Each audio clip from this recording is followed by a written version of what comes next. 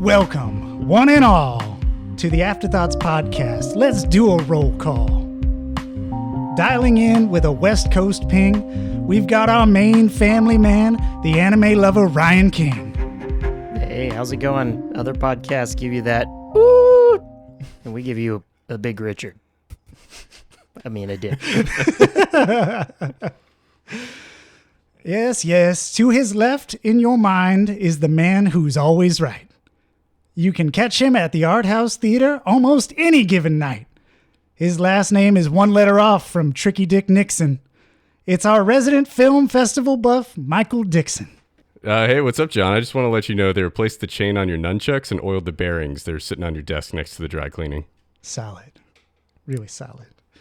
Yes, and I am John Garcia, your podcast poet and episode host, bringing you a love letter to blaxploitation that grossed $300K in theaters at most. So prepare yourselves to travel back in time, way back to the 1970s of 2009. We're talking about a mean mother who knows how to fight. So settle in for a discussion on Black Dynamite. Are you done now? I'm done. I'm absolutely done. Yep, I am 100% through with that. Come out of your trance. Cannot do a bullhorn for the entirety of an episode. I don't know how Rudy Raymore did it for like 4 to 5 movies. Cocaine. It's true. Probably a lot of cocaine. Yes, and as you heard in the intro, we are talking about Black Dynamite. All you suckers gather round. There's a brand new movie coming to town. So get on up and check the scene of the smoothest, baddest mother to ever hit the big screen. Main man, Black Dynamite. He's super cool and he know kung fu. Drives a $5,000 car and wears a $100 suit. You're so righteous. This is also true. And when it comes to the ladies, he's out of sight. Let me guess. You one of these brothers think you can get by on a wink and a smile, huh?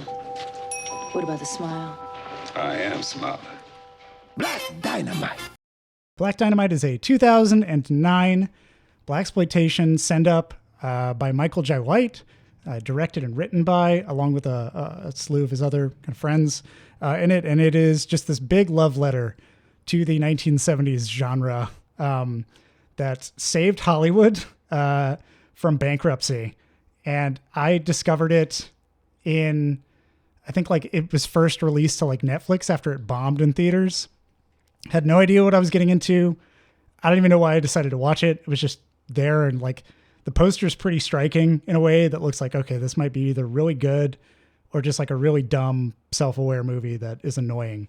And thankfully it was the former. When I watched it, I found it really funny, really gripping. I knew none of the references in it. I knew nothing about the genre, but a lot of the comedy and the filmmaking in it just has like this spectacular pacing to it that keeps it engaging and stupid and fun. And it captures a lot of the low budget, like loving qualities of blaxploitation cinema. And I was just super thrilled by it. And after that, I was like, oh man, more people got to see this. And I like started showing it to friends and stuff.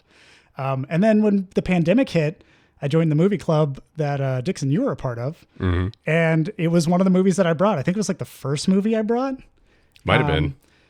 And that's definitely not a movie that you're supposed to just bring to a crowd of people you don't know. But I was like, you know what, I'm doing it. And some people liked it.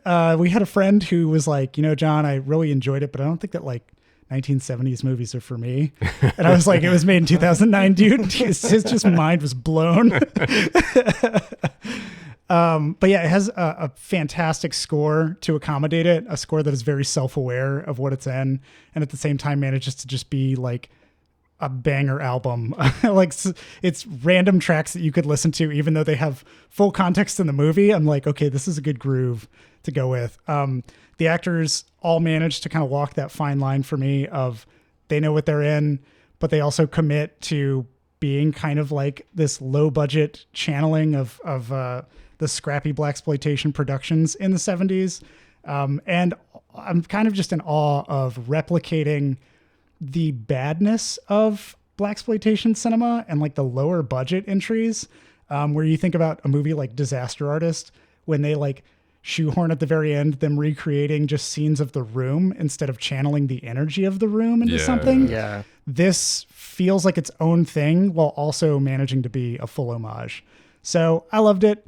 It's one of my favorites from a comedy perspective. I think that it is to blaxploitation cinema, not all of the blaxploitation movies, but just the genre, kind of what like Walk Hard is to biopics and what They Came Together is to rom-coms. But I also don't think that it puts a nail in the coffin of like wanting to go back to other blaxploitation movies. And like I don't want to go watch You've Got Mail after I see They Came Together. I don't want to watch musical biopics after I watch Walk Hard. But I do want to watch Rudy Ray Moore. I do want to watch Shaft. Like all of those movies, I feel are awesome. So that's kind of my 2 cents on it. I'll kick it over to Ryan. Ryan, have you seen this before? I can't even remember. Yeah, I had seen it before. I became aware of it when the TV show cartoon came out, and went back and watched the movie. I watched like a few episodes of the cartoon, and it's got somewhat the same vibe, but it's a little bit different. And this, it's not quite like Walk Hard, because I don't feel like it necessarily takes something to the extreme to like kill it or point out how ridiculous it is, as much as this just like is a blaxploitation movie. Except they know exactly how to make the stupid parts of a blaxploitation movie, which I would even say I feel like the later, and maybe this is true of kind of all of the exploitation genres, like they kind of just know like what they are and kind of just give into it. Yeah. And so like later blaxploitation and the same thing, like later like kung fu karate movies, like they're like, yeah, we know this is exploitive and stupid, and we're just gonna have fun with it, and you're coming for it being fun, right? Like, yeah. I will say that there are those brilliant moments of fourth wall break kind of stuff that I think is what really, like, to me was the absolute most hilarious stuff in this. As well as the effort they put into, especially as cheap as the budget is, trying to keep it time correct, like, and the film look and the sound and right, like all of that stuff. It is just the same as the blaxploitation cinema, and just gives it that right look and feel. And then it's just funny. Like, I think that's where it's funny. It's, I think one thing we talked about before is having a good quote, a plot to follow through something. And this does have a relatively clear through line. I was getting some weird similarities to They Clone Tyrone, but that also was a send up to blaxploitation. Yeah. But it kind of cracked me up remembering it being like, oh yeah, there's kind of a somewhat similar subplot here. And yeah, I think on another watch, like I enjoyed it. Again, like it's funny, and being able this time to just look a little bit more for like the things that kind of like break or character breaks or what have you. Did not watch it with Darla, but I suspect she would have like laughed a bit at the beginning and then maybe 15 minutes in been like, okay, I get it. Like, yeah, I get what's going on. I get it. But like, why do we keep going with this? So yeah, but I mean, like, it's fun. It's enjoyable. I think this is a good blaxploitation to get into, because it just fully embraces like what it is and everything. And it's funny enough to keep you going, where I think some of the other ones, like, they're trying to rely on their action that's not that great, or they're trying to be funny, but it's not really funny consistently, where this is. So yeah, definitely. Dixon. Yeah, this movie is a lot of fun. I saw it for the first time, a few years ago when John introduced it to me, and thought it was pretty funny. And I liked it a little bit more on this watch, I think, because I have seen I've seen Shaft since then, and so I like understand a few more of the references. I haven't seen a ton of blaxploitation, but I've seen a little bit to kind of understand what they're going for. I just love the vibe of this movie. The atmosphere is so 70s, and the costumes are insane. The music is this funky sound that is just really great throughout the movie. all the cast is really good and seems to be having a ball and just really enjoying what they're doing. I love the character names in this. There's Black Dynamite, Cream Corn, Tasty Freeze, Mo Bitches. Like, there's a lot of pimps in the movie, and thus, some funny names. But I think this is, like what you mentioned, Walk Hard. Walk Hard is like trying to point out how fucking stupid music biopics are and how they're actually terrible movies, and this is clearly saying like, these 70s cheap blaxploitation movies had some production issues and things that didn't necessarily work, but they had some charm to them, and it's like clearly a send up of that, and a satire to some degree, but it's not like Walk Hard is almost mean spirited, and I like that movie a lot, but it's like, and I probably because I agree with it, the music biopics are terrible, but I think Black Dynamite is definitely different in what it's trying to do, and I think it works really well because of that. Like, yes, they are kind of making fun of old 70s blaxploitation movies, but they're also just trying to make a good blaxploitation movie at the same time, and like the plot is actually interesting and the mystery that they solve is funny, and there's just a lot of great humor in the movie, in both how they're spoofing blaxploitation, but also in just naturally kind of in the movie itself. So I thought this was a lot of fun. You don't have to have experience with blaxploitation to like this movie. I think it's helpful to understand some of the winks and nods throughout the movie, but you don't need that to watch this and have a good time with it. I also think it's interesting, Ryan, you talked about They Clone Tyrone. I thought the same thing as far as trying to make a movie look old, and They Clone Tyrone is like shot digitally and then like this awful fake grain put over it. It just looked bad. Good movie, but I just didn't like that aesthetic. And this is like, oh no, we're going to shoot on 16 millimeter. And they use some sort of film called color reversal. I'm not sure exactly what that means or does, but it basically kind of flattens the picture and crushes the blacks and makes everything a little bit darker. And it almost looks like it's been aged, right? Like it has been not taken care of over the years, and now you're like seeing it on TV. So I thought it was really cool the way they did that and were able to replicate, kind of the feel of a movie from that time. So yeah, and to Ryan's point too, like it is one of those, like Walk Hard, they came together. Both of those movies are like pretty mean spirited in what they're lampooning. They're actively trying to criticize their art, the medium that they're based on, or the genre they're based on. This one is like from that place of love. I've listened to the commentary for it, like the behind the scenes stuff. This is a movie that I was really fascinated to learn, there are deleted scenes, and I was like, what are those? And everything that I've seen from it is like, they poured so much love into it that they almost ruined it at times. Like watching the deleted scenes, they literally are just the scenes from like a blaxploitation movie where the pacing is off.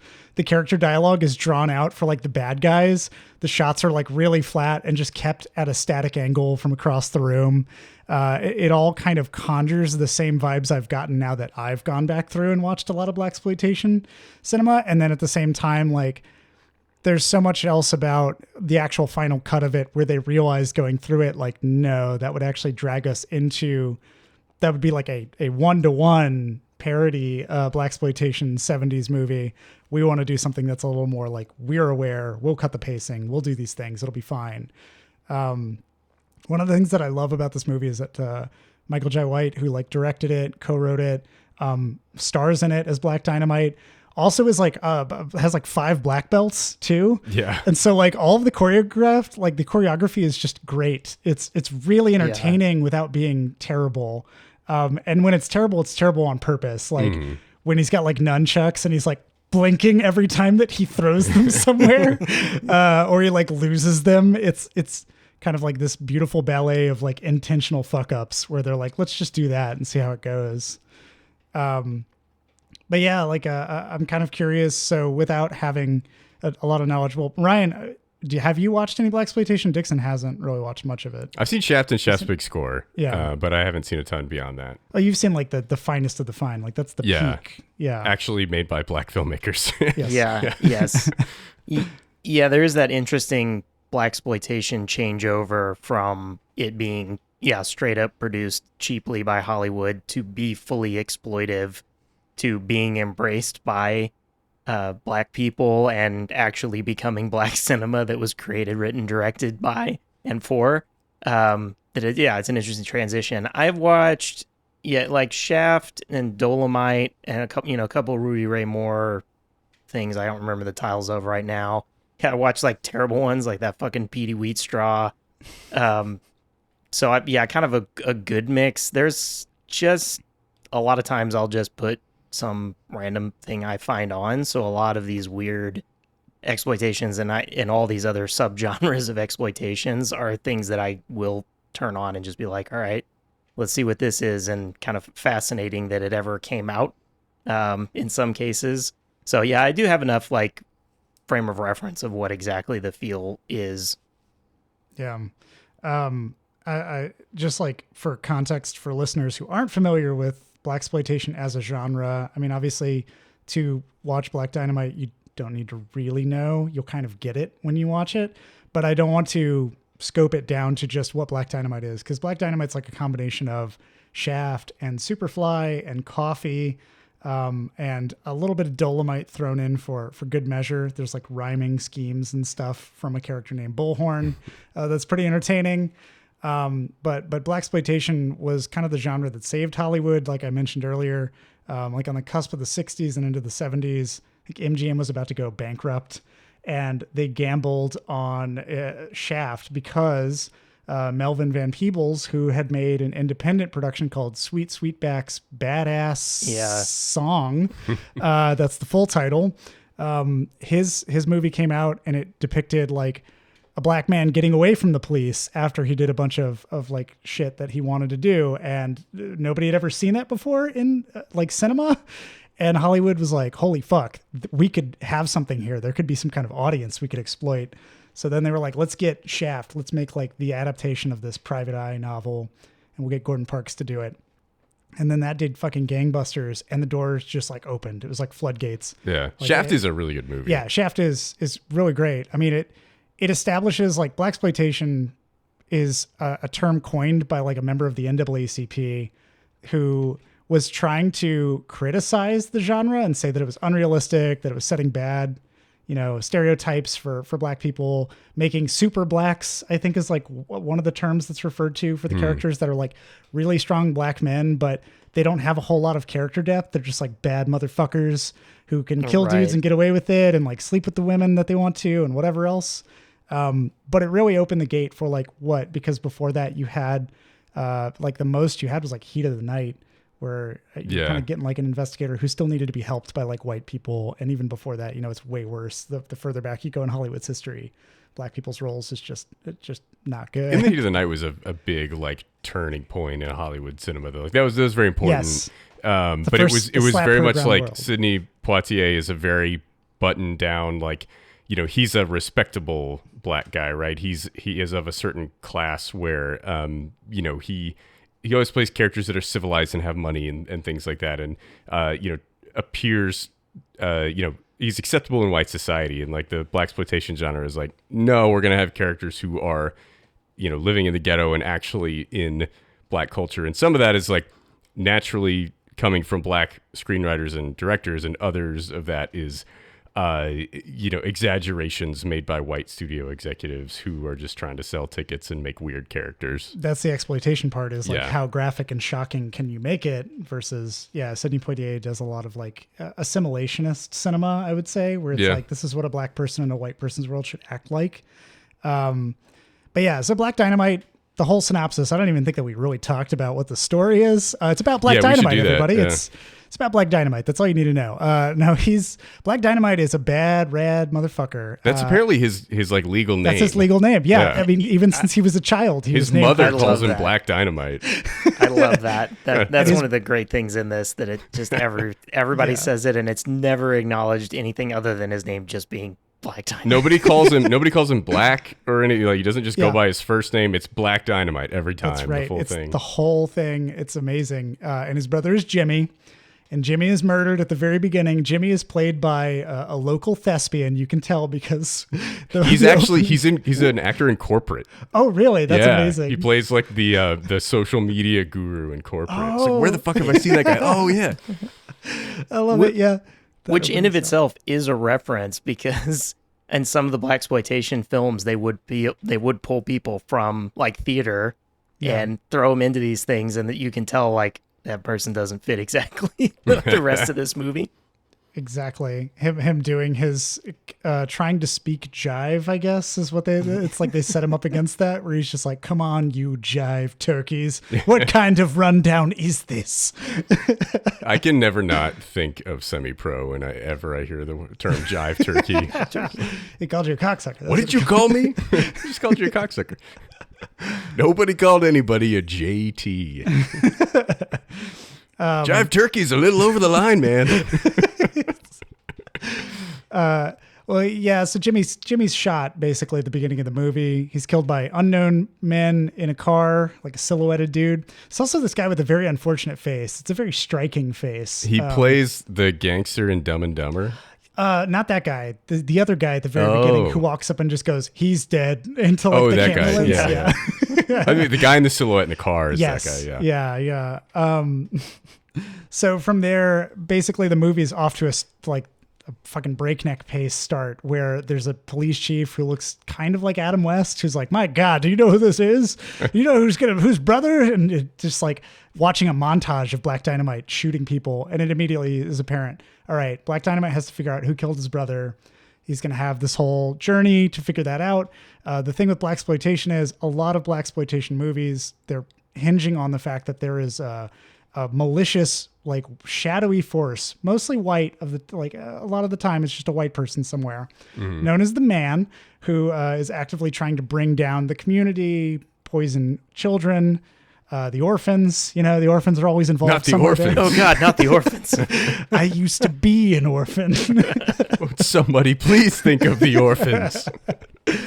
And so from there, we're kind of set onto this escalating series of discoveries and conspiracy that Black Dynamite and his crew have to discover.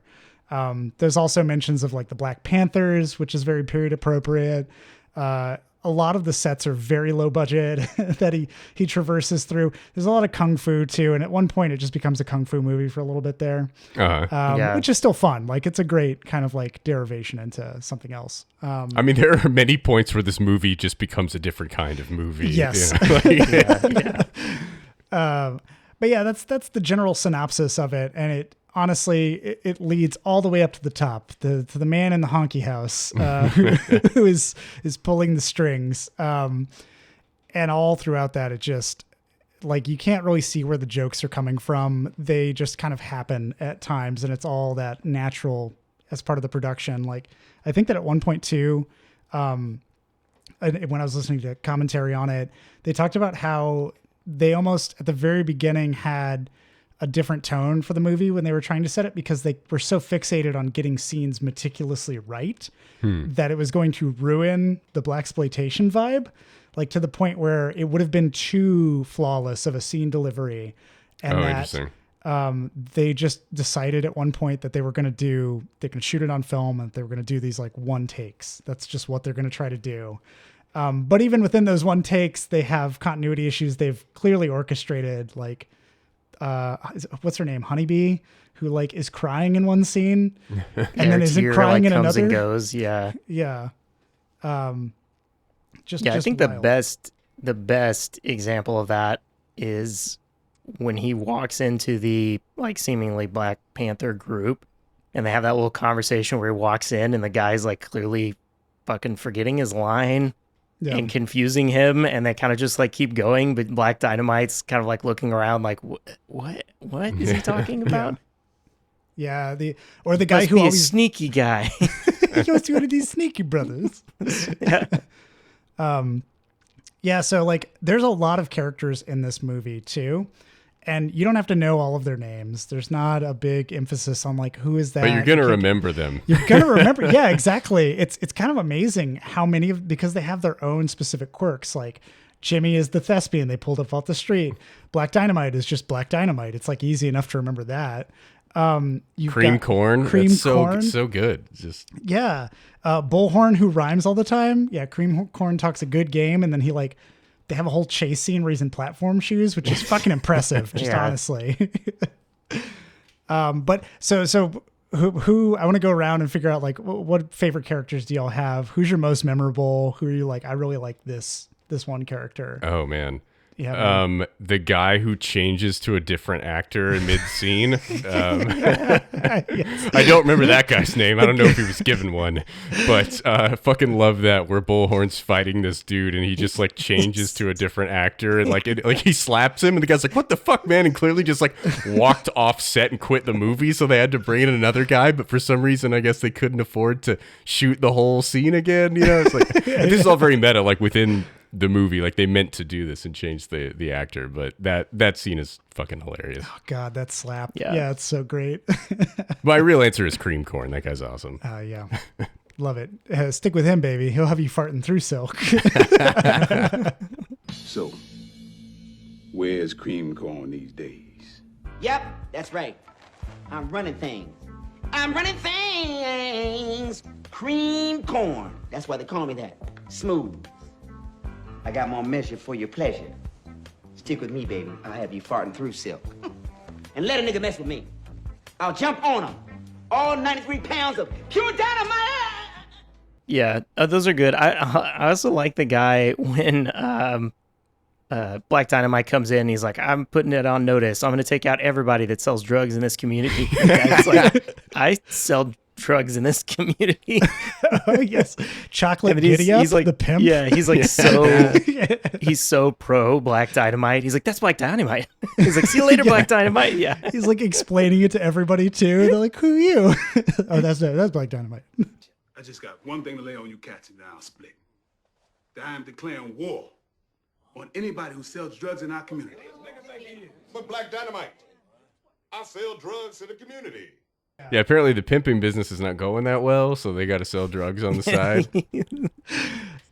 Yeah, my favorite characters, I have two. It's I think it's Lemilton is the dude's name. He's in the Black Panthers. He always reads his set direction, his direction lines. Yes. He's like, Lemilton stands startled.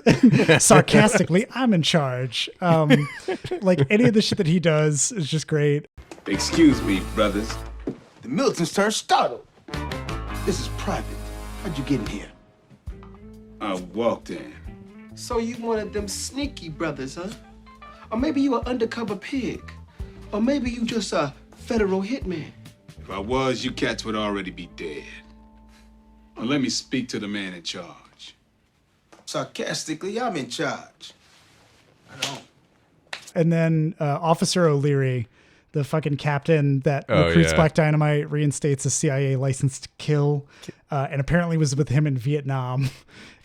And constantly references random maneuvers that he learned, like the pie on the windowsill trick and the birthday candle trick. yeah.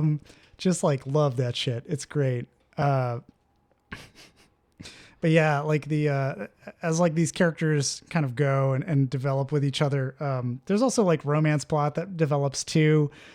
There's tertiary characters that have their own arcs, I guess technically, not in the movie specifically, but like if you've ever been to LA and you've been to Roscoe's Chicken and Waffles, apparently this has the origin of that with Roscoe running a chili and donut shop. But yeah, that sounds like a weird combo. I gotta say, that's strange. Maybe if you had like a donut without sugar on it, maybe that could work. But yeah. Well, I guess the another question I have is, well, there's another movie that I wanted to talk about actually in relation to Black Dynamite. It's another kind of like comedy send up to blaxploitation. I do not know if either of you have seen it. Ryan, I'm really hoping you have so that we can talk a little bit about it.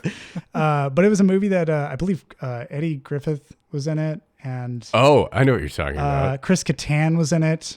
Denise Richards was in it, and it's called Undercover Brother. I have seen Undercover Brother. It's been a long time, like over 10 years since I've seen it. But same. It's been quite a while. I used to love that fucking movie. I watched that movie a lot for some reason when I was a teen. I mean, I'm sure it was probably also the Denise Richards scenes, the Dave Chappelle, the Dave Chappelle gags, and Chris Kattan just being really fucking weird all the time.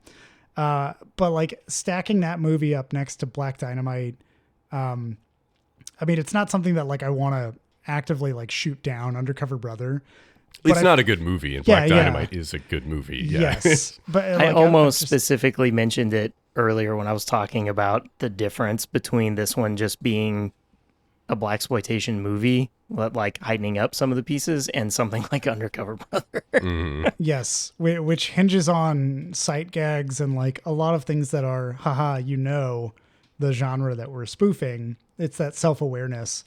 But yeah, I've been like always thinking about it. Every time I watch Black Dynamite, I think about that movie, which is kind of a curse in a way. I don't really want to remember a lot of Undercover Brother. I think I went back and watched it in college after I watched Black Dynamite, and I was very disappointed in what I saw. But like, what is it that makes this? Is it that earnestness that makes this movie good? Is it like the pacing? Like, I don't know. It's just kind of a cohesive thing for me that I've seen it so many times I can't tell anymore what makes it great. Yeah. Like I think Undercover Brother is not trying to be a blaxploitation movie. It's just trying to mock them and try to be like a mid-2000s comedy that is making fun of blaxploitation. And Black Dynamite is like, no, we just like want to make a good movie, and we're going to do this stuff to send up the genre. But I think like they were trying to do different things, right? Like Black Dynamite is actually trying to make a story that is interesting and gets you hooked and has kind of natural jokes within it, where Undercover Brother is more just like kind of pointing and laughing at a bygone genre in a way that like it's just not as fun. It's not as cleverly written, right? Like Walk Hard is doing that and making fun of a genre and not trying to be it, but it's good at it. They just have better written jokes, and then Undercover Brother just kind of fell a little flat there, I think. Yeah. Yeah, to me, Undercover Brother is an early 2000s movie. Like it's like Austin Powers. Yes. Right. It really is kind of trying to play in the same space as that, which Austin Powers does a good job of being like, hey, here's all the really questionable things about a Bond movie. But also uses the like sight gags, kind of like play on words type things that like a Farley Brothers or Airplane, older movie like that uses, and kind of meshes them together. Undercover Brother just kind of doesn't do either of them that great. I think that's part of the problem with it. Yeah, but it's not really trying to. Yeah, it really is just trying to make fun of them, because it just kind of takes the like jab each spot that it can. It always picks the thing that's it. When weirdly, it's like a blaxploitation. Like it takes whatever thing is from it and then plays it in the most like exploitive way possible, and picks everything that you would be like is the worst of it. And I do think that there is a certain brilliance to Black Dynamite that is hard to pin down why it works and if it would work for anything else, because it really is this like earnest love for the original thing and this like careful craft to make it, but also just kind of have fun with it. And I think it knows how to take something and get it just to where it becomes funny by expanding it a little bit. Like the beginning where it's like, do you know who's this brother's, who this is? It's Black Dynamite's brother. And he kind of like keeps going, and we keep seeing like car explosions. And it's one of those things where it's like it suddenly becomes funny because it kind of just went on, right? Yeah. Well, then also because it hard cuts to Black Dynamite having sex with 3 women at the same time. Well, and then 3 women at the same time, and then there's like 4 more 7 women at the women end of the bed, right? We take it one more like step further, and it's like that's not incongruent with a blaxploitation movie. Yeah. Right? Like that's the other thing, is it never ends up being like you wouldn't necessarily see that. Like in some of them, they're so ridiculous. I said Petey Wheatstraw, but like it is so ridiculous. It's just an absolutely ridiculous movie, and would have stupid shit like that, right? So it's like it's not normal for that to be there. Yeah. I think it's also interesting because, like, yeah, Undercover Brother, I mean, this is like the last thing I'll really say about it, is that it, in its effort to kind of mock blaxploitation, it makes itself very two-dimensional, and it doesn't walk any particular tonal line. Like there's no, you never get invested in the characters. You never really care about any of the drama or what's going on. Not saying that Black Dynamite fully invests you in like the arc of the characters themselves, but like the story is so engaging, and every fold of the conspiracy, even when it's nonsensical babble and the characters are figuring something out, like they're sitting in the diner writing on the chalkboard the like Topeka, Kansas code. That whole sequence is so gripping. and then at other moments, like Black Dynamite is so fucking, to quote Nicole Sullivan at the end of the movie, he's so righteous that you're like, this guy's badass. And then in another scene, he'll absolutely lose his fucking shit when Euphoria tries to interrupt his rime and threaten to send her back to Crenshaw Pete and his hot ass coat hangers. Like, and it's one of those things where like that's where like the pastiche of like blaxploitation really comes in strong. Cause in Shaft, which I've only seen half of, folks. Okay. Don't at me on this. All right. I tried to watch it today. I didn't have time. I watched Superfly earlier this week and a Dean Martin movie that was blaxploitation technically. I'm just not going to talk about that. When you say you watched half of Shaft, did you watch Shaft after drinking some Anaconda malt liquor? No, it's watching half of Shaft, technically watching Chubb. I don't know how that works. I think scientifically, yes, that's true. So when I watched like Shaft, I saw these moments where Shaft's just a badass dude. He's always cool in every scene that he's in. The whole movie, he never breaks that characterization. But Black Dynamite, in the half movie, he never breaks that in the half movie that I've seen, he never breaks that characterization, as far as I know. Making some big assumptions there, John. Right, I am. But I could also see moments where like Black Dynamite took a moment that Shaft had and then expanded it into absurdity. Like there's a scene where in Shaft, if anybody out there has seen it, Shaft just says to somebody else like, you know what you need to get laid, or he says something like that, and then he just walks away laughing, and you hear him laugh and it like fades, but he laughs for like a really long time. And then in Black Dynamite kills the mafia don dude from Dumb and Dumber and laughs for like 5 scenes. He's like laughing through several different entrances. It's like Mr. Burns when he crippled that Irish dude in The Simpsons. He forgets what he's laughing about. And it just goes for so long that you're like, this shit's amazing. This shit's ridiculous. Why would he laugh? And then he immediately goes back to being stone-faced. Like, needing to return to that trope is great. But yeah, like I think within Black Dynamite, there are moments, even if you haven't seen blaxploitation, where you can tell. And curious if y'all, obviously, Ryan, you've seen a lot of them. You've seen Shaft and Shaft's big score. Dixon, could you tell moments where was it very apparent, like when certain character traits are being either deconstructed or they're being poked fun at? I mean, obviously, for characters who read their lines or characters who talk about maneuvers and nom, that's pretty easy. Or Black Dynamite's insistence that a Vietnamese boy is a Chinese man or whatever. Like it just that felt like it was making fun of something specific from a blaxploitation movie. I don't know which one it was. That was pretty funny. I mean, Black Dynamite, the character, seems like it's pulling a hell of a lot from Shaft, right? Like I'm not sure what other blaxploitation figures it may be. I know that I watched some of the special features on the Blu-ray that you gave me, John, and he talked about Jim Brown a lot, and I haven't seen a lot of Jim Brown, but he talked about how the romance scene, like Jim Brown would always like do the tough guy stuff really well, but then get to the romance and he was like incapable of being tender and just couldn't pull it off. And so it seems like he's pulling from a lot of influences there. And then the Bullhorn is like very Rudy Ray Moore-ish in what they're doing there with like his clothes and his terrible kung fu and things like that. And his wonderful poetry. Yes. Yeah, I think kind of each of the characters probably is sort of a pull from something. The sort of like militant, rebellious, but also part of the like running the orphanage or whatever. Like it's sort of these archetypes, I guess, is kind of what I'm trying to go for. And exactly the, like, you mentioned, like, Jim Brown, and I understand his headcanon in this movie was that he's, like, an ex-football player who had to retire from an injury, and then this is the movies that he's making, like, still trying to be awesome and get some, money from his name, some kind of cred.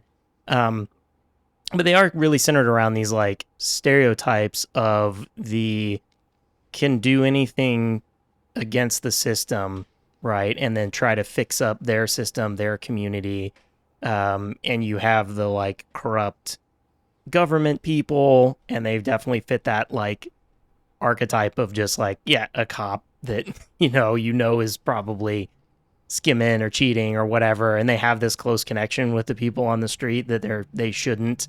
The sort of weird acceptance at times of a pimp or a drug dealer that like some of these movies have not a reverence for them, but sort of like they're, you know, doing what they can, I guess. You know, like at least they're doing something, right? And yeah, there's a weird attitude in this movie, like an acceptance of pimps, but a hatred of drug dealers. You know, it's like a right. Okay, we're cool with one of these things, but not the other. Interesting. All right.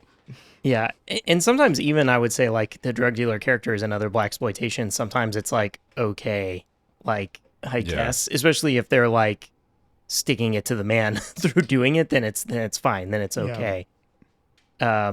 So yeah, it's a lot of those like, and I would even say oddly enough, the like fighting Nixon and having Abraham Lincoln's ghost at the end actually does fit with some of the later blaxploitation movies. Because I like mentioned Petey Wheatstraw, but there's some of those later of those and the like Kung Fu exploitation where it just was like completely like a ghost or the devil, and they referenced real people just because and had fun with it. And so I'm like, that it would not be weird either, as silly as it is.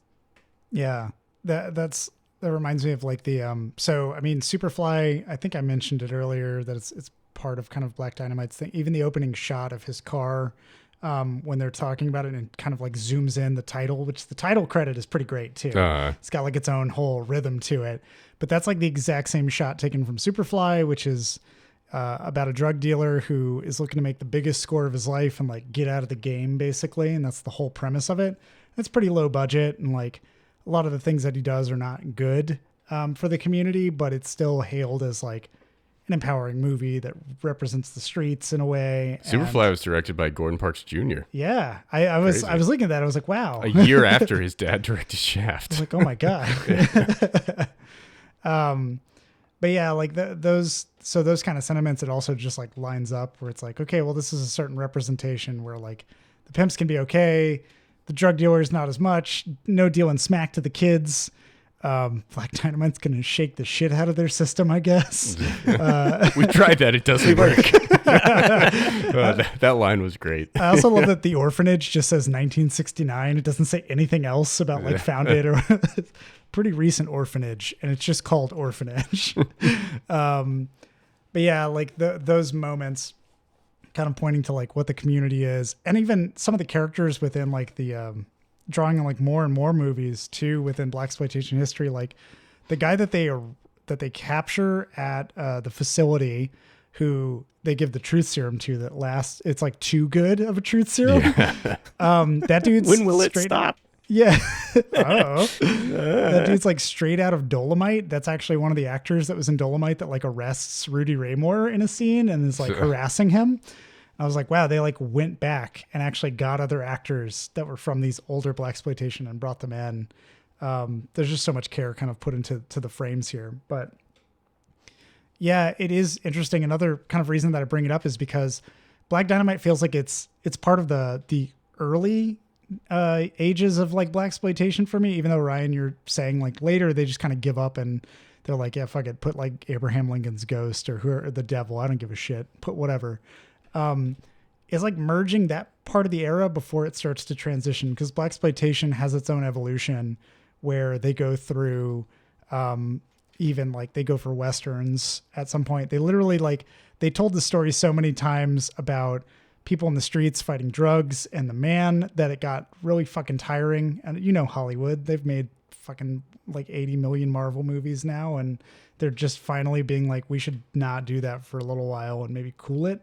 They definitely ran this genre into the ground, and then we're like, let's make Blackula. Let's make Blackenstein. Yeah, let's make Scream, Blackula Scream. None of those are making money. Let's see what else we can do. And And so part of the reason why I picked this movie too is there's actually another Michael Jai White movie that's coming out later this month that I'm pretty excited for, called The Outlaw Johnny Black. That's a send up to those Westerns, and like Buck and the Preacher and that kind of stuff. Yeah, it's like that, or like Boss. I can't say the rest of that title, but Boss with Fred Williamson, like those movies, or Joshua, I think is another one. So I'm really interested to see, because we were just talking about, like, Black Dynamite. Can it be made again? Can it ever? I know it had a cartoon series that's way different than the movie itself, where they do like really wild shit that's out there, because it's a cartoon. Yeah. They can do way more. Yeah. So like Michael Jackson comes down from another planet to abduct children and they fight him, and like other shit, like Kermit the Frog is like a white supremacist in that show.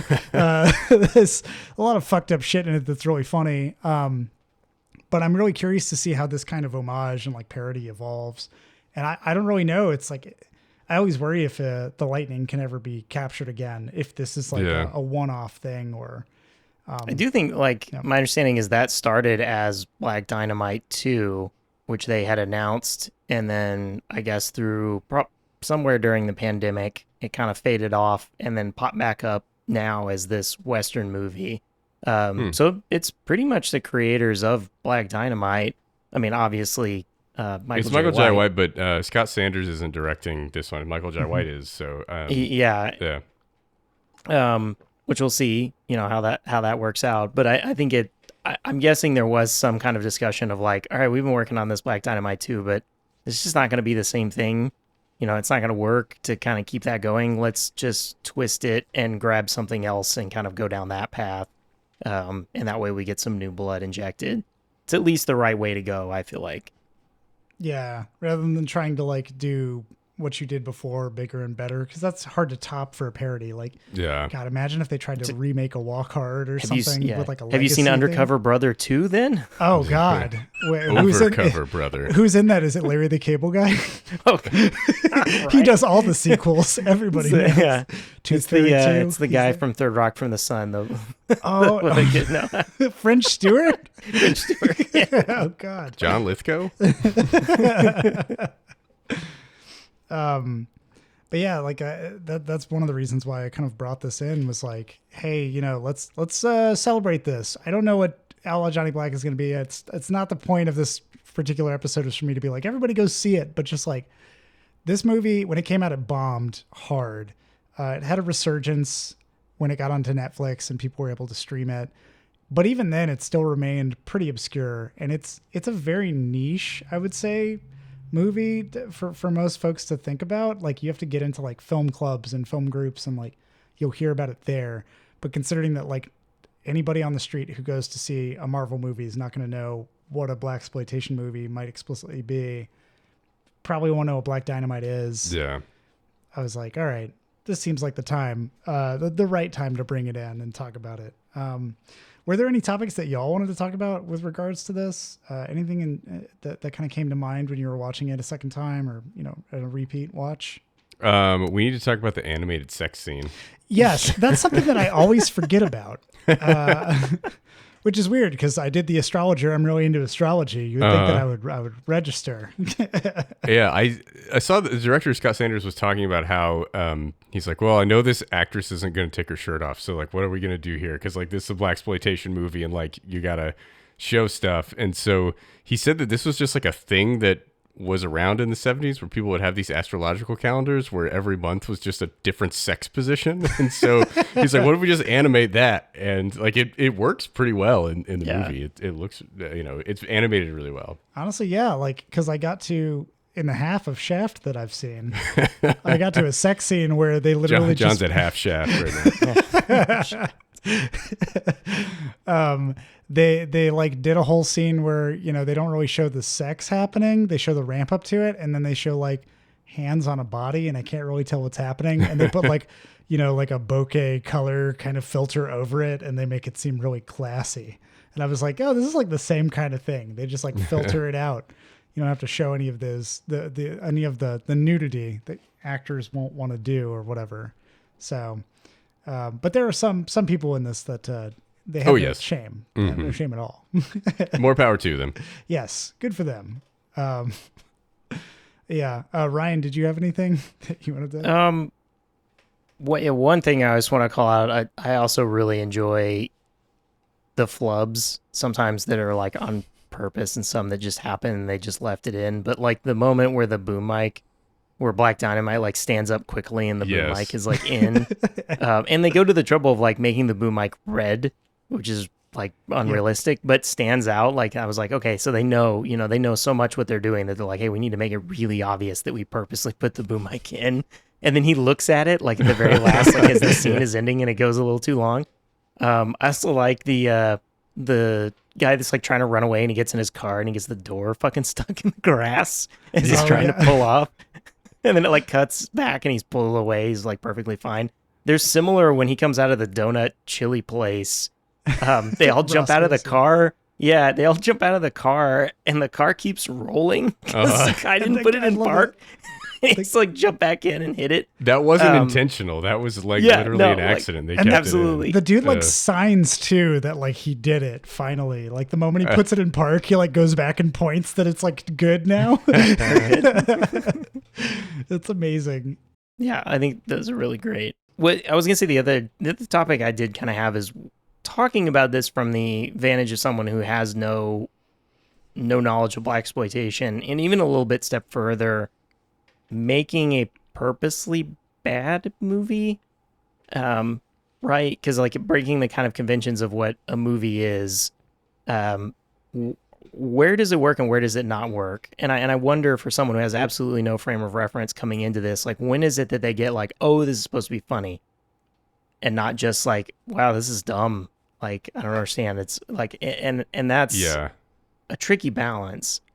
I think the story is enough to hook people in, and like just the style and the vibe is so good that I think like, people might be like, what the fuck is going on with this? But there's enough there to keep you engaged and to enjoy it, even if you don't know what they're trying to do or realize that it's on purpose.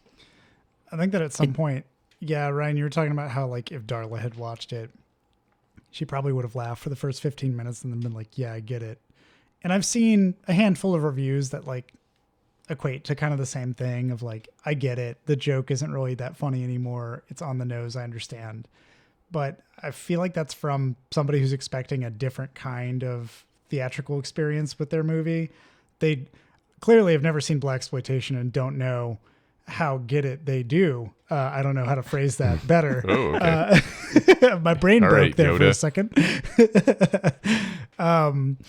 But it is one of those things where like you either get it or you don't on your watch. And I feel like some people, like my dad probably hasn't seen, I don't want to wager that my dad hasn't seen a lot of blaxploitation. He lived through the 70s. Surely he's seen something there. Like I know he's seen Shaft, but it's just one of those things where like he maybe forgot about the genre. And if you watched it again, he'd be like, well, this part's ludicrous. You mean the part where, like, do you think that they wouldn't get it by the time they zoom in on a man's tiny dick like 5 times before they shoot him? Or do you mean right?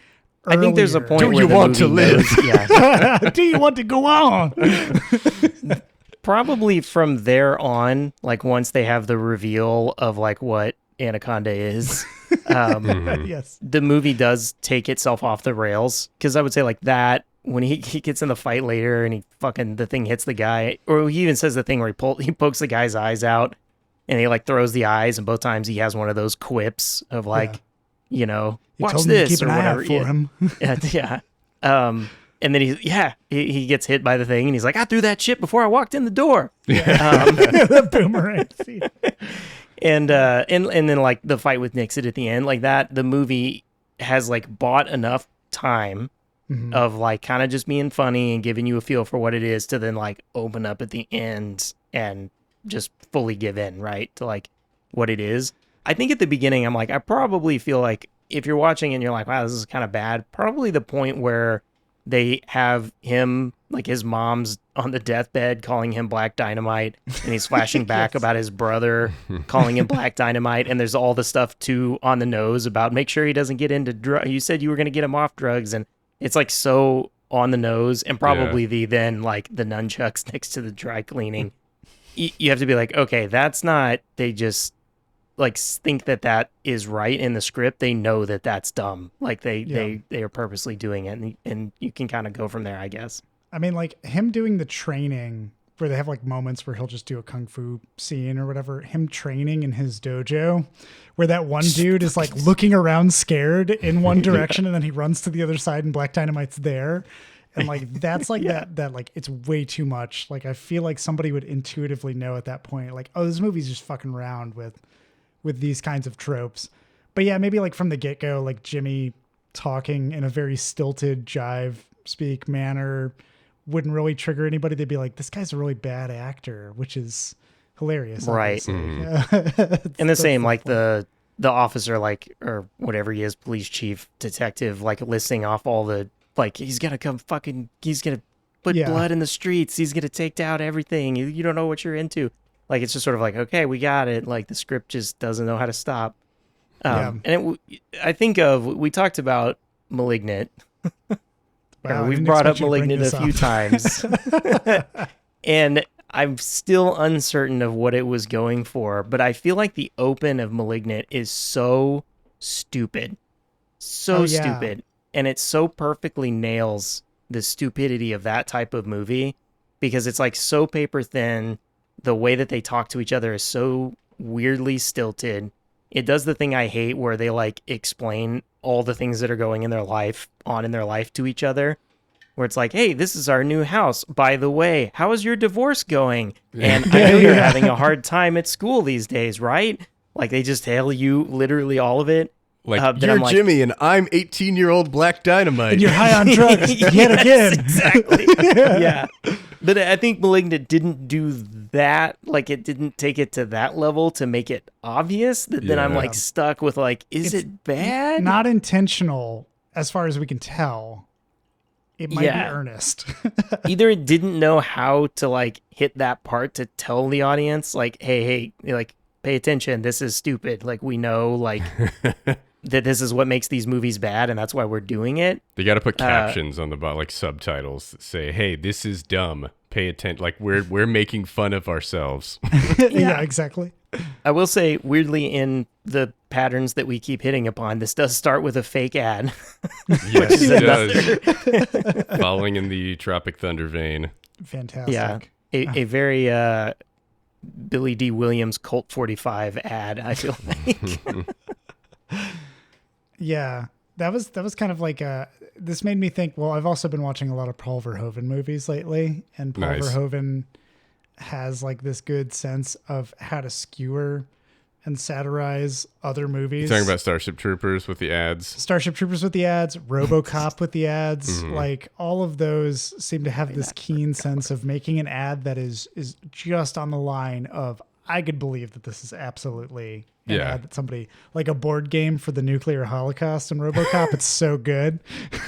They're like, you were smuggling arms across the Iranian border. I'm going to nuke you. And it's like Battleship. Yeah. Like, you nuked my battleship.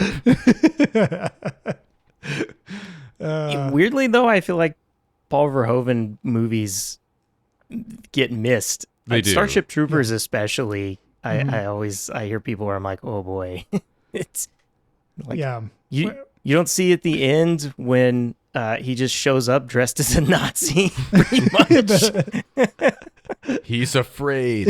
He's afraid.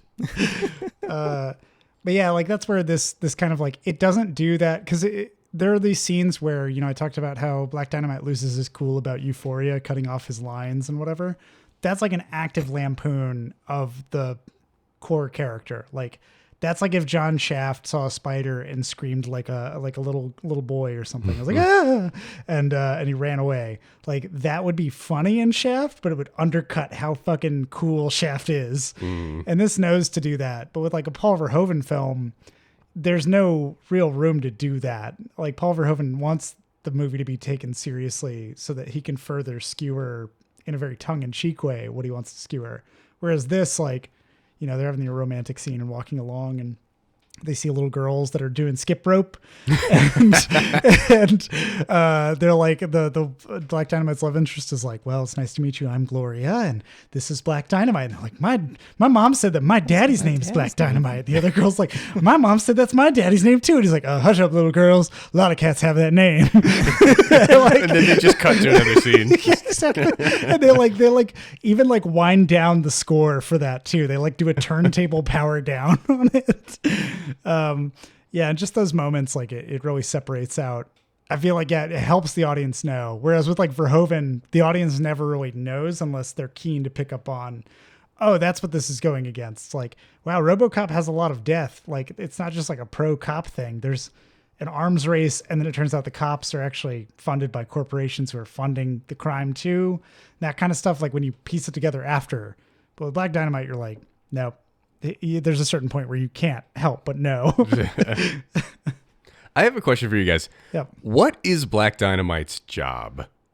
Like he has an office that he goes to at the beginning of the movie, and then he's just like on this rampage to find his brother's murderer, and everybody knows who he is in town. Like, yes. Is he a PI like Shaft? If he is, he's not telling anybody that he's a detective or anything. Like, he's ex-CIA. Yeah. He like at one point had a license to kill, but what does he do for money at this point in his life? He didn't get rich off the CIA. What's he doing? I don't know, but I know that he told those honkies from the CIA that he was the best CIA agent they ever had. Yeah. And that he'd never work for the CIA again. Mm-hmm. I have to assume that he is, I have to assume it's a private inspector, like a private investigator of some kind. He's a dick, man. I mean, it takes a dick to take down a dick, right? Like Tricky Dick. So I guess it's kind of where I go, but he also seems to be like, like maybe he's his own nonprofit organization for prostitutes. I don't know. Yeah, exactly. He helped all those prostitutes while they were down and out and didn't have no pimp, and he taught them their kung fu. Yeah. Which we get to see on full display in the middle of a dining experience. They just wave their arms back and forth. That's kung fu now. Yeah. He has some kind of dojo, something, I guess, too, going on. He seems to have a lot of money. He has all these clothes. All these this big office, this fancy dojo. He's a long way from Nam. There must be an 8-track player in every room in this house. Yeah, maybe he like stole some gold in Vietnam or something. Oh man, yeah, that'd be great. But weirdly, he's already expected because they did his dry cleaning, so he definitely hangs around the area all the time. Yeah, that appears to be his office, right? Like he has a office? big desk there that he sits authoritatively behind this chair. Also a line of revenue is he did say that he had Pimp and Jake in his trunk, and that if he didn't have his money, he collect that money. Yeah, himself. Yeah. What is he collecting? I don't know if he's collecting He gives it to what's her name? So I guess he's Honeybee. collecting money. Yeah, he is collecting Honeybee's money for her. Is he revolutionizing the prostitute pimp relationship? Is he pimping out pimps? Is he like the head pimp? Is that what's going on here? I feel like he has the prostitutes running the pimps to get the money somehow. And I don't know. Maybe that's why pimping's not profitable anymore. Yeah, after he took out Nipsey, man, like who fucking knows? Anyway, like. That whole scene is great too, which we don't have to talk about every scene, but him going to a house and being like, I'm looking for Nipsey, and that woman being like, there's no Nipsey here, and he just kicks the fucking door right in. Old woman just like kicks her halfway across the room, starts slapping her in the face until Nipsey shows up. Busts Nipsey through a wall into a man's living room while he's eating a TV dinner. just full collateral damage everywhere, and everybody loves Black Dynamite still. It's great. Yep. I love that guy, it's in front of the TV, doesn't get up or anything. No, he's just kind of surprised. Like, what? Yeah, he's just like, whoa. And it just goes back. Oh my God. So good. Well, yeah, that sounds like, that's an interesting question, Ryan, of whether or not, and Dixon, too. What does Black Dynamite do? I want to know. From anybody out there who has ideas, let us know what you think Black Dynamite does as his profession. Piece it together for us. I'm sure Ryan could throw together a theory if he scrutinized it hard enough. Yeah, but I gotta dig through. I imagine it's some combination of legal and illegal activities, but I don't know what that ratio is. Pretty broad net that you just cast. It could be legal or illegal. I could see him being a private investigator who also is like hustling on the side and like threatening pimps and just hitting them up for money because he feels like it. I don't know. It's just... I really want to know how much money Captain Kangaroo Pimp pulls. I really don't know. Pimp. Which is a pretty fucking deep cut for this movie to make. Yes. But, that guy fucking is Captain Kangaroo. That was like perfect. Yeah. So one other thing that we have to talk about, I think, is the actual like conspiracy going on behind the scenes of this movie. Yes. And basically, there's this Anaconda malt liquor, and spoilers, where we always spoil the movie in the main discussion here. But the Anaconda malt liquor has some sort of drug in it that turns black men's dicks small. I don't know if it turns all dicks small or if it's just marketed specifically to black people, and there's just going to be some collateral damage. But it's just like, and it turns out Black Dynamite figures this out, and it's like kind of unreal. Like it goes from this thing like who murdered my brother, and then he kind of like doesn't care about that anymore, and then goes to figuring out this massive starts to conspiracy. Clean up smack, and then he gets and the conspiracy goes all the way up to Richard Nixon, who is running this plot to distribute Anaconda malt liquor to all the ghettos and to make black dicks small, and.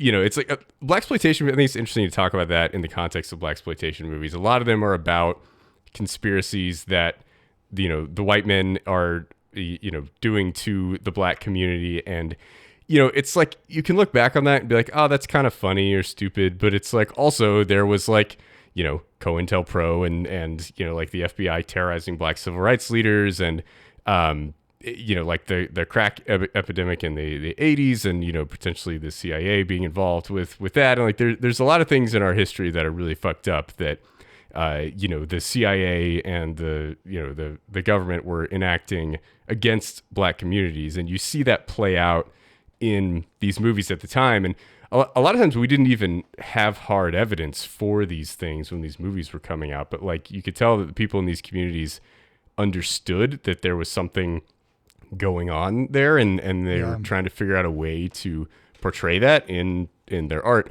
And I think that's really fascinating. And on the flip side of that, I have seen people theorize that, a lot of blaxploitation movies were made by big Hollywood studios and white directors, and people have theorized that Hollywood was using these films as a way to redirect black anger and to basically, instead of people, out protesting and trying to enact change, they go and get their frustrations out at the movies and see, oh, great, like a black hero going and like, sticking it to the man and beating Whitey and saving the day, and then don't have that, they don't need to take out their frustrations in real life as much.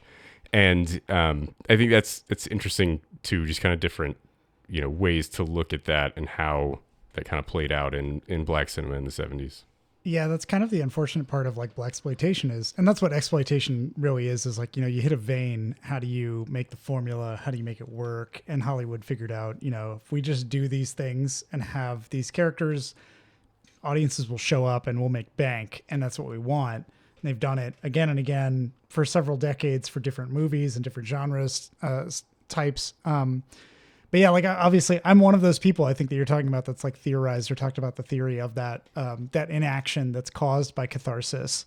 And this was, in the early 70s when these movies started hitting the theaters like crazy. And, this is in the wake of the assassination of MLK and Fred Hampton and Malcolm X. And yeah, X was a little earlier, but 64. But still, like there's a lot of, protests, a lot of anger, and, a lot of change that's occurring at the time. And then, in the 70s, you have, kind of those tensions start to relax. And is that a correlation or a causation or a little of both? Who knows? But yeah. And you get like that, draw on like the knowledge over, the course of the pandemic. Of course, there was the George Floyd protests, and from that, like there were courses that spun up at the University of Texas at Austin that were offered for free for anybody who wanted to join to learn about, Black history and politics and like really get that kind of perspective for yourself. And I remember one of the things the professor talked about was, what like cinema could do to placate Black audiences, but also typically the way that things were thought about, if there was like a kind of a Democrat in office, usually that would kind of lull the sleeping giant in terms of activism. Like you'd get less movement because people thought that progress was being made.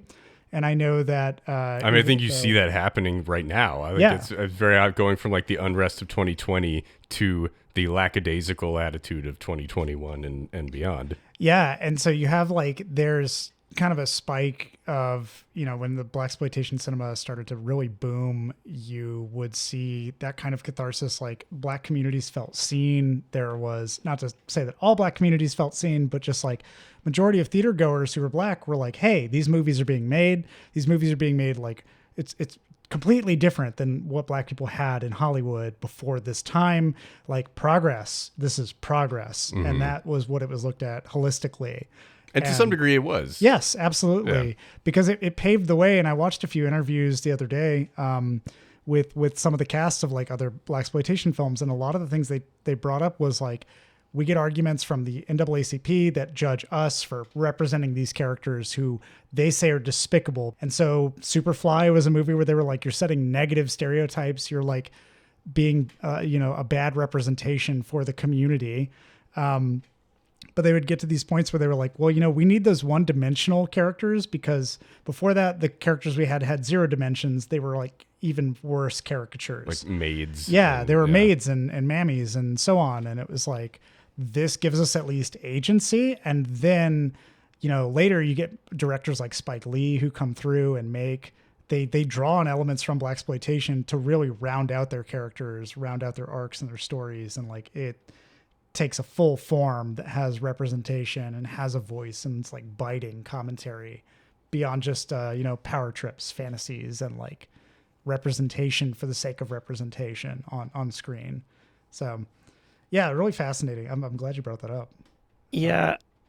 And I kind of think that there's a certain amount of, and on a negative side to that, I agree of this, like getting roles, right? Where to be the main character, to get a role, even in this negative thing, it is a step, which is something that's still a struggle now that, hearing people diminish like, well, this character is supposed to be that, or why did you change this or whatever, right? That you hear, but it's like, well, we need to, need to get roles, need to get people out there, need to get seen. And that at least was a step. But I do think at the same time, it was used at times to be like, hey, you got your movies, right? Yeah, like, absolutely. you have representation. It's over here in this corner. And that happens a lot where it's sort of like, well, we did it for you over there. Yep. So you don't need to be in the mainstream things because you've got your thing over there, and kind of diminish it that way. And I do think that cinema is used that way sometimes. I think the other thing is the sort of acknowledging it, but not fixing it, that can sometimes sort of placate the mass to be like, yeah, we know, like just outright, like we know it's a problem, the system is bad, and then we don't really do anything about it. But just acknowledging it gives at least people some feeling of like, okay, we all know, right? We're all now in the know of it. I see these movies that acknowledge it and show the negative sides, especially if you're like going further back. It's like to the Hays Code, right? Of like just pretending and actually actively preventing the movies from showing anything that puts negative light on stuff, to have this where it's like openly like, nah, the whole point is to put the negative light on all this stuff. But then not to do anything, right? To just be like, well, we showed it, we said it. And in some ways you have that, you have that kind of like where you can say, oh, but these other things are worse, or but the system is just going to be broken. What are you going to do about it? Right. You sort of like, first you acknowledge it, and then you sort of gaslight about all of it too. That I do think was some of what we were seeing into the 80s. And then I think by the 90s, we're kind of like, we solved it, like kind of feeling that existed in the 90s that was unrealistic. To just be we like, have we Denzel have Washington now. yeah, exactly. Right. Yeah. Yeah. And that was like, we have Wesley Snipes too. And we have whoever else we want to like hold up on this pedestal. There's always like, Arsenio Hall. We didn't talk about Arsenio Hall. We didn't talk about him at all. Tasty Freeze. Yeah, Ryan, I know you shared like kind of tangentially related to that in representation. You'd shared like an article from, I think, about Lily Gladstone, who's in Killers of the Flower Moon, which is upcoming, the Martin Scorsese film. Hell yeah. And how she had said that Yellowstone is like this delusional representation and romanticization. Is that what I'm fucking? Romanticization. Yeah. Romanticization. I'll get it one of these days. Of like what I guess the relationship between, I don't even fucking know how like Native American folks like actually coexisted along with, or came into conflict with like white property owners. Yeah, I think I was like 2 or 3 episodes into Yellowstone, and I was like, "Yeah, fuck this noise! Like, this is not right." I know nothing about Yellowstone except for that every person I've ever met over the age of 70 has gushed about it and told me this I is have the to most watch amazing it. thing. Yep. Yeah, it's like when you meet somebody and they gush about a World War II documentary or some kind of dramatization. You're like, I'm not going to watch that. I have no interest in seeing that. And that's interesting to bring up there, because for some populations, in particular Native populations, you can have a role that's a Native person in the role, or the character is, and then like hire somebody else and just be like, just do that. And even today, that's still somewhat okay. Like that happens in Yellowstone. It's not okay, but I mean, people just do it, and for whatever reason, it's just not as noticed or upset. And I think of the like crying, Indian in the highway ads, like the trash is going and he's crying or whatever. And talk about exploitation. Yeah, Jesus. Yeah, absolutely. Holy shit. And that I'm, even to be like, but that wasn't a Native actor, and that was an opportunity, right? Like some, it could have been, at least someone could have gotten something that they otherwise wouldn't have. Yeah. But yeah, like I remember I saw that same article you posted, I saw it posted on social media, and I was like, I got to read the comments. I know exactly what these comments are going to say. And like the top comment was like, but she still took roles for these other movies where she played like a stereotypical Native person. And it's that exact same shit of like, you got your roles, like, right. What do you fucking want? Like, I need to work as an actor. I need these things. And if Hollywood won't recognize me in this agency, and that's why. And honestly, she does not get very many roles, and she's really good. Yes. Like great. She hasn't been in a ton of things, but she's in, I talked about Kelly Reichardt a couple weeks ago and showing up. She's in Certain Women, and she's fucking incredible in that movie, and got a bunch of like critics awards, but didn't really get any attention from the industry, and then kind of fell off the map. And I hadn't really heard much about her since then, until all of a sudden she was cast in Killers of the Flower Moon. Yeah, and she's been in Reservation Dogs, and she's fucking great. Oh, I didn't know that. Okay, she's nice. So good in that. Like, it's just fantastic. But like the thing with Yellowstone, I'm not gonna go on a diatribe. Do it. The thing with Yellowstone is like, that's a core part of the story, and to not have anyone on the set do any fucking research is like appalling. And I say that in a world where I know for a fact the CSI people have no fucking clue and don't give a shit about how that agency works or how any of the physics or chemistry behind it works. And it's just like not important to them. And I'm just like, how can you not have one person out there that's like, yeah, that's not what a computer does. Like, it's just one person who just checks in, and lets you know. You can't both be on the keyboard hacking back. That's stupid. That only works sometimes.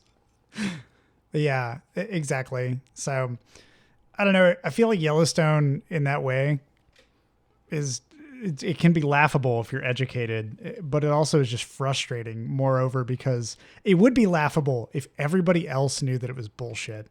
But there's so many people that are like, like you said, Dixon, get people walking up to you being like, you gotta watch it. Sorry, let me do the old voice. You gotta watch it. It's great. and they're like, the Yellowstone, it's really telling a tale of American history. And you're like, that's fucking bullshit. This fucking show sucks, and it's not accurate. How did we end up here exactly? We ended up talking about representation. About the conspiracy in Black Dynamite, which, like, all that to say, that plot is fucking hilarious, right? Like, it's, it opens up an opportunity to discuss, the history of blaxploitation and conspiracy theories and the horrible things that America has done to black communities over the years. But it's also very funny that they are sending malt liquor into the ghetto in order to make black men's dicks small. And that seems like something Richard Nixon would be very concerned about. Not only are they sending it into those communities, they're shipping it from Kung Fu Island. You didn't even mention Kung Fu Island. Yeah, that whole, side plot. Fiendish Dr. Wu, whose expertise in biological transmogrification is only surpassed by his lust for Kung Fu treachery. You've seen this movie too many times, Sean. to remember that off the top of your head. He does not have great. notes in front of him right now. I do not. I feel like we've talked it out. Yeah, I just wanted to say, like, the plot is great, and the ending fight scene with him and Tricky Dick is hilarious. And I love the very end of the movie after, like, Richard Nixon's wife has tried to kill him, and he, like, punches her, and she falls back into the wall, and then she's, like, kind of dazed, and he, like, walks back over to her after he's beaten Nixon, and he's like, I want to apologize for that. She's like, but I tried to kill you. And he's like, but I still feel bad about what I did. First lady, I'm sorry I pimp slapped you into that china cabinet. It's like very funny and very, like, you know, 2000s of him to be like, I punched a woman who tried to kill me, but I still punched a woman, so I need to, like, recognize this. And I thought that whole exchange was hilarious. And then, you know, Gloria shows up out of nowhere, and, like, they do the final pose of the movie, which is, like, the poster of him standing, pointing his gun at nothing in the Oval Office. Yes. And Gloria wrapped around one leg, and then Richard Nixon's wife, like, slowly scooting over to, like, grab onto his other leg to get the poster shot. It's just, it's hilarious. Oh my God. Yeah. Just fantastic way to close it out. Really gives you the vibes, the good chills of, like, oh, that was a good movie as it goes. But yeah, it sounds like we're pretty much done talking about this movie, and we had a lot of good side conversations. I think that even when we went on tangents, they were, like, really fucking rad. I don't know. And just had a good time. We brought him back. We made it make sense. Yes. To come back to the movie. Thank you for wrapping that up in a nice new package at the end there, Dixon, because I forgot where we were. Well, the only thing we're to in your do garage, John. is to, oh yeah, that's right. That's where this is. The only thing to do is really just to bring this home with a, would you recommend it? So, Ryan, would you recommend this movie? Yeah, I would recommend this. I agree. I think even if you haven't seen blaxploitation, you probably are at least vaguely familiar with it. I think everyone probably has a sense of those types of movies. Mm-hmm. And I do think it sets up enough kind of funny stuff at the beginning to kind of pull you in. And the fact that I'm like, yeah, the key piece to keep it together is that there's a storyline of some kind. Whether you necessarily care about it or not, it's not important, but it keeps the flow, it keeps everything going. And yeah, no, I think it's perfect. Dixon, would you recommend this? Yes, I would. My only critique of the movie, as scene you mentioned briefly earlier, John, where they're doing, like, word association that doesn't make any sense until they finally discover that Anaconda malt liquor makes your dick small. Yes. And it's like, I feel like I've seen that scene so many times that I have, like, roll my eyes every time I see it, where they're like, you know, Anaconda, what's that, a snake? What's snake spelled backwards? Oh, what's the Greek god of blah, blah, blah. And they just, you know, keep going on until they get to whatever answer sounds good to them. That kind of scene always annoys me. So that, like, 2 minutes I did not enjoy. The rest of the movie was great and would definitely recommend people check it out. So it's good. You should watch it. Also, John, I'm going to highly recommend the second half of Shaft. You should watch that. Yeah. Go from 6 to midnight, huh? You already went from 6 to midnight, I think. But, or no, you went, yeah. I went from 6 to 9, okay? 6 to 9, yeah. That's where it goes. Nice. That's right. There we go, everybody. Yeah, and I would also recommend this film. I've seen it obviously too many times. I can quote so much of it so well. I'm honestly not surprised that Dixon didn't like the parts where they piece things together in that diner, but you didn't even like the old lady interrupting them jumping in, tell them the answers. It was clearly irritating them. That was kind of funny. But yeah, those parts are so absurd. The rest of the movie, it really is this, like, charged time capsule where if you were ever curious about what blaxploitation is, or you never knew about it, I feel like Black Dynamite is a good entry point for you to start familiarizing yourself with it. And really, it can only get better as you, like, explore more of that genre if you end up going into it. But if you don't, you still have a fucking great time with this movie. Yep. So I would recommend it highly. And with that, I think that we will close this out, everybody. So I have been your host, John Garcia. I have no rhyme to close out this time. With me, as always, is Ryan King. Scram! I said scram. Split your turkeys. I'll see you tomorrow. And Michael Dixon, you can bet your sweet ass and half a titty that you'll like this movie.